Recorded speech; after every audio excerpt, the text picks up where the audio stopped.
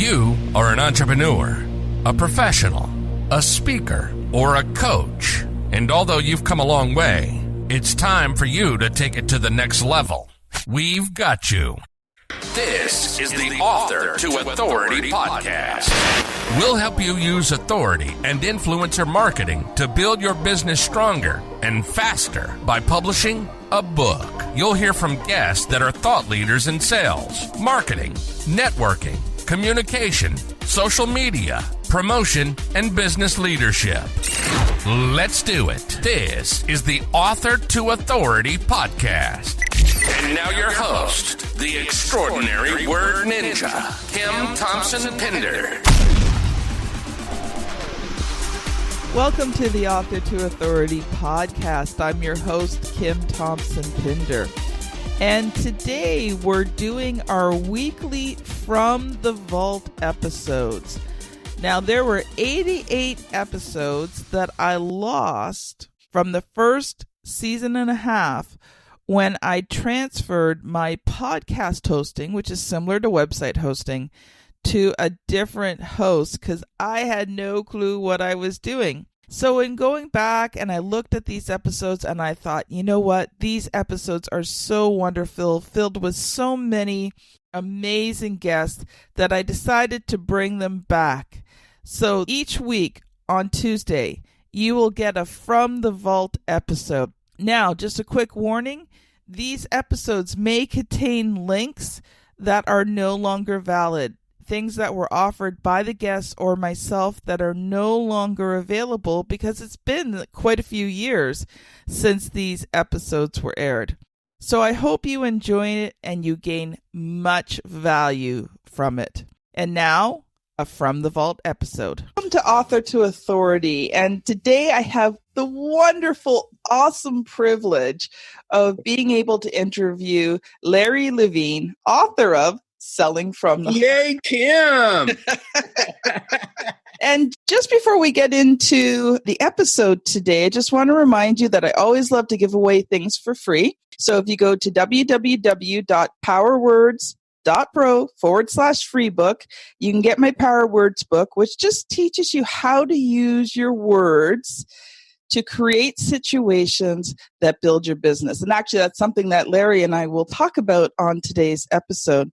Now, Larry, what exactly would your title be called? Let's see, Kim. I'll just say sales coach, podcast co-host. I'll throw some inspiration in there. I'll throw sales improvement guru in there, but I hate using the word guru. It's the first thing that came to my head. And you've also done a lot of corporate sales training as well. Yeah, I have. I enjoy it because I always say, you can tell when you look over my shoulder, I'm a sports fanatic. Mm-hmm. So I always tell people I'm a sports geek and a sales nerd. So I love working with sales teams, Kim. I just love sharing. I'm a practitioner, and I always say I love just eating what I throw out there. I do. I bring it from the heart, but I just bring some street savvy to sales, and everything that I do, everything that I ask salespeople to do in teams, I do myself. That is very obvious in your book. And so I'm going to hold this up again for everybody. Selling from the Heart. Make sure you go check it out on Amazon. When I worked with Larry on this book, one of the things that deeply impacted me was the fact that for years I had been trying to be somebody that I wasn't. See, like Larry, I'm very heart-centered. And when I was learning to do business and trying to get clients and trying to get sales, all the information that was being taught to me was be brash, be bold, take advantage of people, get in there, don't take no. And that's not who I am. So when we were working together, Larry, on the book, it was such a relief for me to know that I can be myself and still be heart-centered and be really great on selling. So we usually talk about your story a bit first, but I really want to kind of get into your book. So tell us a little bit about the premise of Selling from the Heart. I will in a second, but I want to go back to what you just said because it's really important and it will tie right in nicely, Kim, to why I wrote the book the way I wrote the book. Was I spent so many years in sales teams, some highly functional and unfortunately some that were massively dysfunctional. And the one thing that I saw straight across the board, and I didn't care if it was somebody who's new in sales at their midpoint in their career or somebody who was really tenured, is we did everything but work on ourselves. So in other words, we were taught product knowledge and solutions knowledge and company knowledge and how to overcome objections and all this stuff that's important, and rightfully so.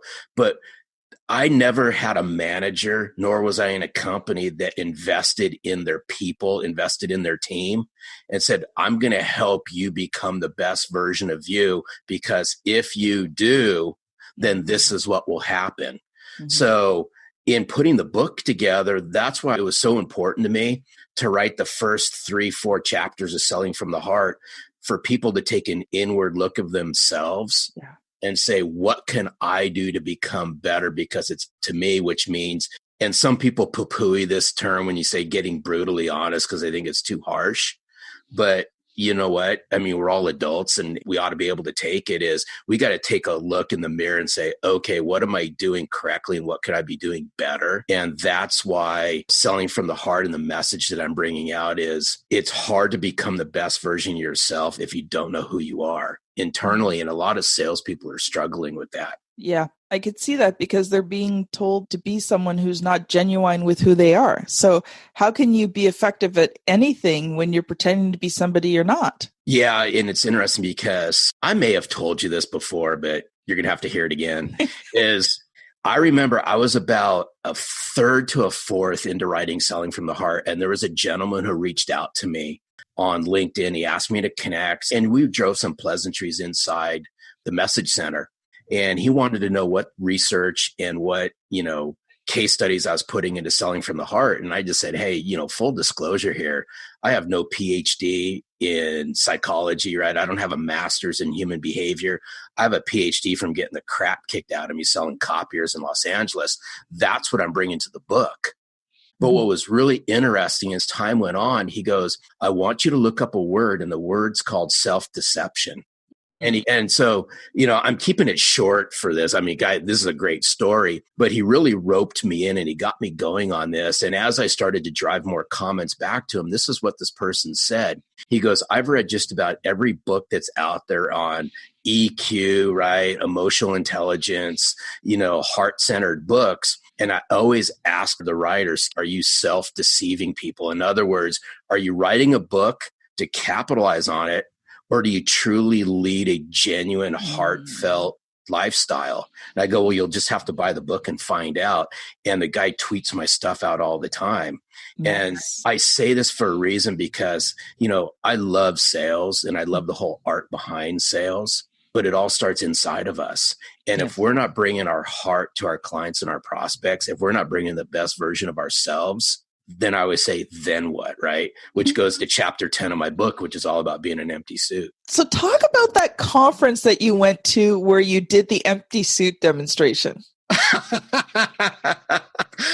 So I have to give a shout out to Mark Hunter on this one, because I've had the privilege of really getting to know Mark Hunter and being involved in his Outbound conference, and I'll be involved in it again in Outbound 2020. So it was actually the whole evolution of the empty suit and bringing that to life, Kim, was actually this past April.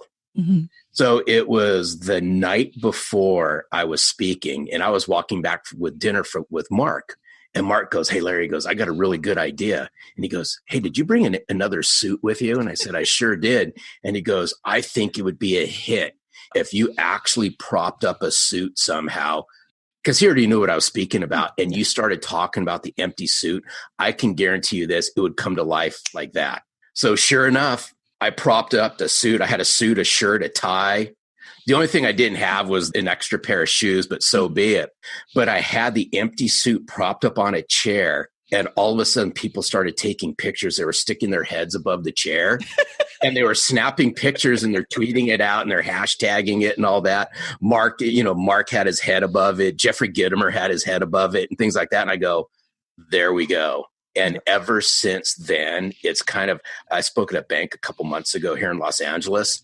And they said, we'd love for you to come here only under one condition. You have to bring the empty suit. And I had brought an empty suit and I had a little plastic cup, Kim. It says, can you spare some change on it? It was totally hilarious. So tell our listeners, what does the empty suit mean? I just have to let people know I'm not here to disrespect salespeople when I say empty suit. It's to really drive home a point that we have to be sincere. We have to bring substance. We have to bring our heart. We have to really care about not only ourselves, but our clients and our prospects. And unfortunately, there's too many people out there that are insincere. They're facades. It's not sustainable. They get called out all the time. It happened to me 20 plus years ago. I was called out, and that's kind of what led me on this journey that I've been involved in. But I always say, you know what? You're an empty suit if you make it all about you and you truly, truly, truly are hiding your full intent. In other words, there's so many salespeople that say one thing, but they mean something else. I said, you know what? It's just quite simple. Just fill out the empty suit with sincerity and substance and watch what starts to happen. But unfortunately, there's so many in sales, and I'm a firm believer that salespeople are a product of their environments that they've been raised in, that we're raising salespeople to make it all about them and not about their clients and their prospects. And what was really interesting, we had a guest on our podcast. This goes back, I'm going to say probably 3 months ago, Kim. So that's the Selling from the Heart podcast. So we didn't announce that. So the book and the podcast. I'll let you do that one, Kim, but that was good. Thank you. But what was interesting is our guest said, you know, listen, let's just take our glasses off for a second. Let's just take our clouded sales glasses off, because we all live in a highly competitive world. If you spend any time in sales, that there's really no difference between a competitor's product and your product.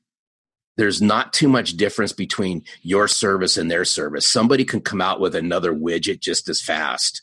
But through the clients and prospects' eyes, everybody's looks and acts and talks the same. What's going to make the difference between you and somebody else is how fast you get to somebody's heart. And I'm a firm believer in that. And if you're an empty suit, you're disconnected from that. But if you can fill that suit out and you can engage in meaningful manners with people, it doesn't take too long to figure out that they get it. It's just something magical happens that person who's sitting next to you or across the desk goes, you know what? That's a real person who's asking me real questions, who's engaging with meaning. Awesome. So I was actually just checking out your book before we kind of got started, because it's been probably a year or so since I've had a really good look at it since you first launched it. I think it's a year and a half now. Yeah, it was like the third week of September, 2018? Yeah. Now, a lot of our listeners are not generally salespeople, but they are entrepreneurs, they're professionals, they're coaches. So one of the things I wanted you to talk about is how, as entrepreneurs, how can we take care of our clients and really just make that difference? Because as an entrepreneur, if you can demonstrate that you're different from all the other entrepreneurs, then people are going to want to work with you.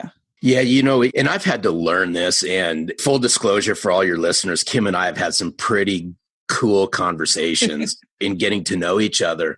But I always say this, if you're clear with your intent, right? If you have conviction behind what you say, why you say it, how you say it, people get it.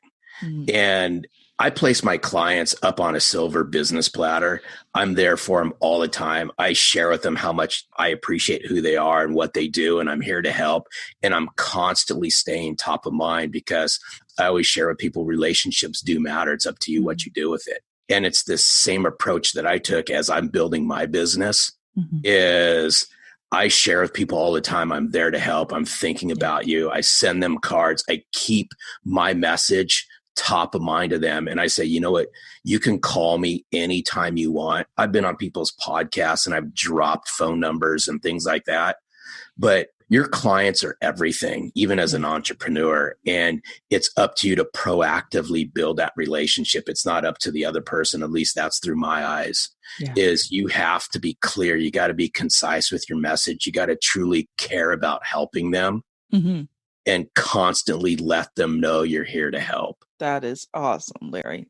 So I know you've prepared a few things to tell my listeners today. So I'm going to let you loose for a minute to talk to my audience about how you help people and what are some tips that they can really use to just sell from the heart.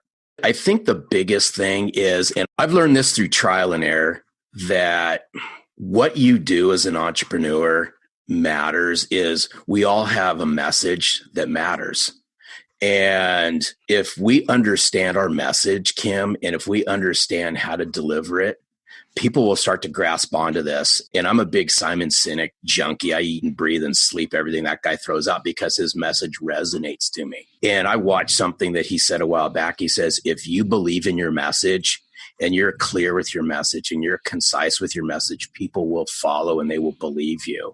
And that's what I started to notice as I was bringing my message to the forefront around selling from the heart. Is I saw broken sales teams. I saw broken salespeople. I saw broken sales leaders. And a lot of people think that this message is mushy gushy, touchy feely and things like that, especially coming from a male perspective, because it's so female ridden. I just had to throw that out there. But if I'm just being gender neutral on this, is we all can sell from the heart. And I know it because if you look inside your personal relationships and so forth, I know that hopefully most people bring their heart to their personal relationships. So when I start taking a look at how do I help sales teams with the message around selling from the heart, is it took me a while to figure this out, but it was just through the perception. It was just through how I was viewing other sales teams. Is I saw salespeople that couldn't clearly deliver a message. I still see it to this day. I see salespeople who can't share their story. I see salespeople who are misaligned with their clients. I see salespeople that are detached from the companies that they're working for. And it started to make me think that if I can take the message around selling from the heart and latch on to top of what's missing, I can help them become a better individual. I can help them strengthen their client relationships. I can help them engage and drive better conversations with people with more meaning, and they can connect in a more impactful way, which in turn will help them drive sales. Mm-hmm. And the same can be applied even at the entrepreneurial level to all your listeners that are out there. Is we have to understand how to connect at the heart. And this is how I just said, in this world today, and I don't care if it's in sales or not in sales, is we just lack trust. People think that, they just doubt everything that you say and they're skeptical about it. So if we understand that going in, it's up to us as individuals to build trust, to build credibility, and remove the BS radars that are at all-time high. And I think you can do this by bringing the best version of yourself. And that's what I work on with sales teams. That is so cool. So I hopped out for a quick moment because I wanted to grab something. Larry talked about showing how you care by sending cards. And the moment he said that, out of this. And Larry sent me this just after the book was launched with a wonderful message of saying thanks. So, makes an impact. I've kept this card now forever and it will stay forever. So, you can never show appreciation enough to your clients.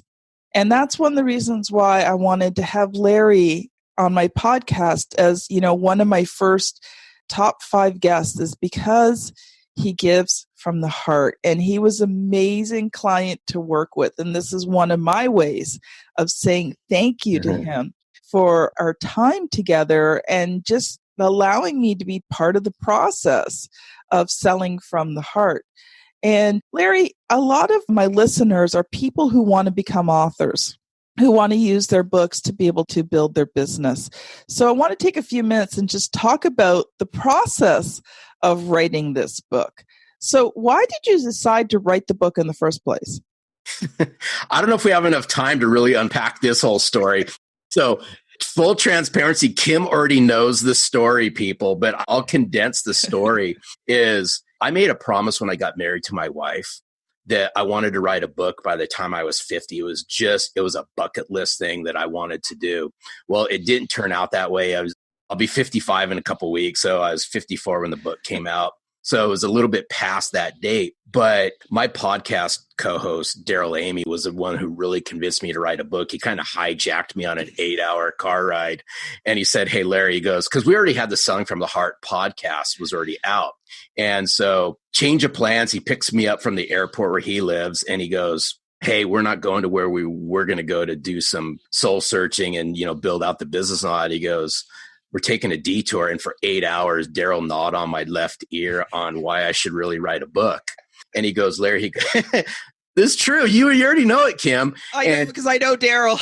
Because you know Daryl. So he convinced me, he goes, Larry, you got so much inside your head that you need to bring out. You need to write a book. And actually, he goes, maybe the title should be something else. I said, no, I'm not writing on that subject, even though I know a lot about that subject. And I know a lot about social. I just did not want to write a book because it would just become shelfware. I said, Daryl, you're convinced me to write a book. I've agreed to write a book. I want to write a book that's going to have the wow factor. It's going to just pack full of punch, and it's going to be a read and a reread. And he goes, well, what do you want to call it? And I said, Selling from the Heart. It was just easy and that's how the brand's been built out, was through the podcast and through the book and bringing my book to life. And if there's one bit of advice that I can give your listeners through what I've learned is you can't expect, and sorry, I'm going to be harsh on this, is you can't expect to write a book and all of a sudden get noticed. Exactly. What I did, this was purely through trial and error. Kim, you know this, is after each chapter of, as I was writing Selling from the Heart, was I threw it out on social with the cover of my book. Hey, in chapter 1, you're going to see this, right? Who wants to join the Selling from the Heart movement? And built up a massive following around it. And I engaged, educated, and excited people around why Selling from the Heart matters. And conversely, now that I'm almost done with the Audible, I'm doing the exact same thing. Yeah. Is, hey, I just finished recording chapter 9, the audio version of Selling from the Heart. I promise it's going to pack a punch. Who's all in? And I think regardless of what stage you're at in your entrepreneurial career, is leverage the power of social, but you got to engage people. You got to get people excited about why they should pick up and read or listen to your book. I so agree. So what was one of the hardest things for you about this process? Mind screwing my book. And now as I'm doing the audio, oh boy, Kim, I've even changed some of it in the audio. But I think that the hardest part behind the book was overthinking the book. I knew the message and I knew what I wanted to get out there, but it was now rereading it and changing it and rereading it and changing it and overthinking it, because I was too focused on, okay, well, what would people think about that? That finally I just said, forget it, right? After a couple swift virtual kicks in the butt. I think that'd be the biggest thing, is don't mind screw it. Just don't, because otherwise your book will never get done. I know this for a fact because I'm in the National Speakers Association in Los Angeles. That's cool. And there's a friend of mine that's become a friend of mine. I told him about my book and he goes, I've been writing a book for 3 years. I said, where are you at with this? And he goes, I'm still not finished. I go, well, I'm going to give you a swift kick in the you-know-what, because you just got to get the stinking book done. Yeah. Do you remember the 2 words I used to say to you? Sorry, no. No. Okay, well, just give me a clue. Starts with an A, starts with a P. Okay. You'll know it as soon as I say it. Analysis paralysis. Oh, yeah. Yeah. And you know what? It is a common thing because your message is so strong and you really wanted to make sure that you got it out there in such a way that would make an impact. And so that's a good thing. But the bad side of the coin is that you analyze it to the point that it never gets done. Yes, correct. And what's interesting is, and that's why I wanted to write this book in the way that I wrote it, was I wanted it to pack a punch, because there's a lot of people out there that will deliver a message and they just deliver it. I wanted to, and it goes back to, I wanted to write Selling from the Heart in a way that people would read it and reread it and reread it. And the messages that I've been getting and the Amazon reviews that I've been getting and the video messages that have been sent to me have just, some of them I just cry, Kim, because I mean, you know me well enough that I wear my emotions on my sleeve, and I just go, you know what? I just can't believe this book has made such an impact that it's made. But I think it was the right time, right message in a sales society that's sorely lacking heart. I agree. All right, Larry, I would like for you to tell people how they can get your book, how they can get your podcast, how they can find you on social media. Well, you can find out anything you want to know about Selling from the Heart. Just go to sellingfromtheheart.net. If you do want to just take a sneak preview of the book and kind of give it for a little cruise through, you can go to sellingfromtheheart.net and it's /book. Mm-hmm. And you can download the first 3 chapters of Selling from the Heart. If you want to just take a sneak peek at it, you can listen to my podcast. You can find it on all the podcast apps. So it's Selling from the Heart as well. I'm all over LinkedIn. I'm all over Facebook now, only just because I was at the Send Out Cards Relationship Marketing Grand Summit and I was shamed on stage because I didn't have a Facebook profile. So you can find me all over Facebook. You can find me on Twitter and Instagram as well. So I pulled up your book on Amazon and I just wanted to read part of one of the reviews. So every now and then I encounter a book that is both challenging and inspiring. Larry Levine's Selling from the Heart is just such a book. It calls you out in areas you know you can do better in while revving up your enthusiasm and motivation. Author Larry Levine hails from the office technology space and has a spectacular track record selling in one of the most competitive markets in the world. I had the pleasure of meeting Larry at the Outbound Sales Conference in Atlanta and found him to be one of the most genuine and authentic people I have ever met. Yay. Not bad. I wrote that review myself, Kim. Gee, the picture doesn't really look like me. Are you creating fake accounts or something like that? I mean, that's why I just think that the longer anybody spends in sales, they start to see this, that I have no problem raising the water level on things that need to be said in the sales world.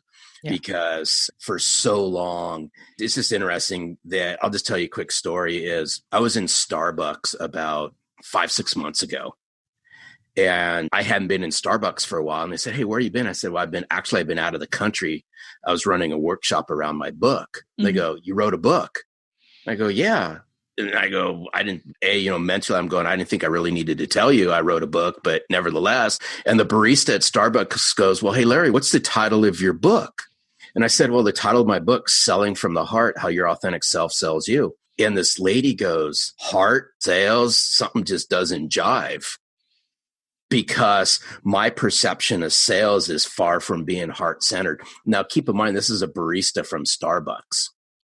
But quite frankly, that's the majority of perception of sales. Yes. And it's just the world that we live in where we lack trust and everyone thinks that salespeople are full of BS, is if you can get to the heart of what matters and you can really peel it back and get to know somebody at a human level, right? That you're there, you're in the moment, you care about them, you're there to help. There's no self-deception. You're in the moment and you truly, truly, truly want to help them do better business. Instantaneously, those people smell it. And that's what I want salespeople, sales leaders, and executives to understand.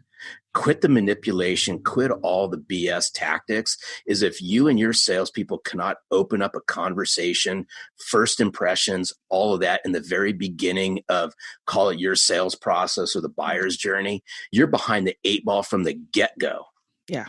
Well, thank you so much, Larry. It has been so much fun having you on today. And I just want to say thank you for coming on and really sharing from your heart, because as we share this message of selling from the heart, it just really allows people to be free to be who they are and to create heart-centered businesses.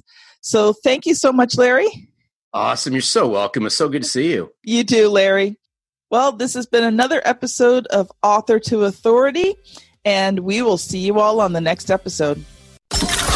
You've been listening to the Author to Authority podcast.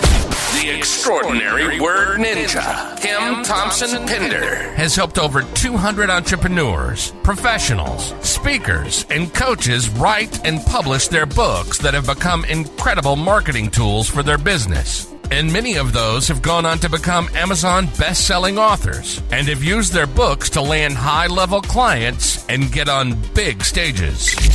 We hope you've enjoyed the show. Make sure to like, rate, and review. And we'll be back soon. But in the meantime, hit the website at www.author2authoritypodcast.com. See you next time.